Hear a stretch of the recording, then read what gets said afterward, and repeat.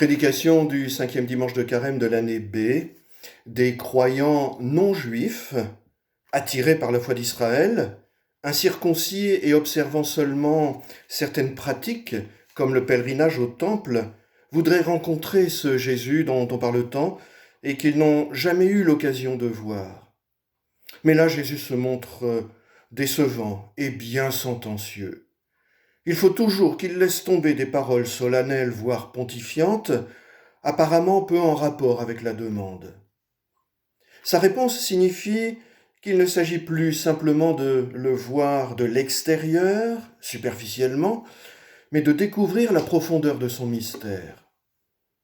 Le Messie va être glorifié, et les disciples, en entendant cela, peuvent encore imaginer que Jésus va manifester sa gloire dans un déferlement de puissance.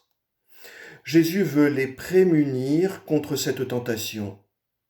Si le grain de blé tombé en terre ne meurt pas, il ne porte pas de fruits, mais s'il meurt, il porte beaucoup de fruits. Jean 12, 24. La gloire du Messie passe par sa mort. Pour un juif pratiquant de cette époque, les morts vont sous terre dans un lieu caverneux qu'on appelle le Shéol, et là ils mènent une existence fantomatique, famélique, pour ne pas dire insignifiante, et il sera probablement très difficile pour les apôtres d'admettre que, enfoui dans la mort, le Christ portera du fruit. Or, l'image du grain de blé, tombé en terre et qui meurt, prend le contre-pied de ce que pensent les apôtres. Dans la terre, il y a une gestation, un travail muet et invisible qui prend du temps avant que survienne l'éclosion. En ce sens, la comparaison faite par Jésus doit les aider à envisager la plausibilité de son discours. Ça se passe comme ça dans la nature. Alors, ça se passe comme ça pour moi aussi. Voilà ce qu'il veut leur faire comprendre. Nous-mêmes, nous devons comprendre de l'intérieur les résistances spirituelles auxquelles les apôtres vont être confrontés. Car nous faisons la même expérience qu'eux avec le Christ ressuscité. Depuis son ascension, le Christ est enfoui dans les profondeurs du royaume, tout aussi invisible que le grain de blé tombé en terre.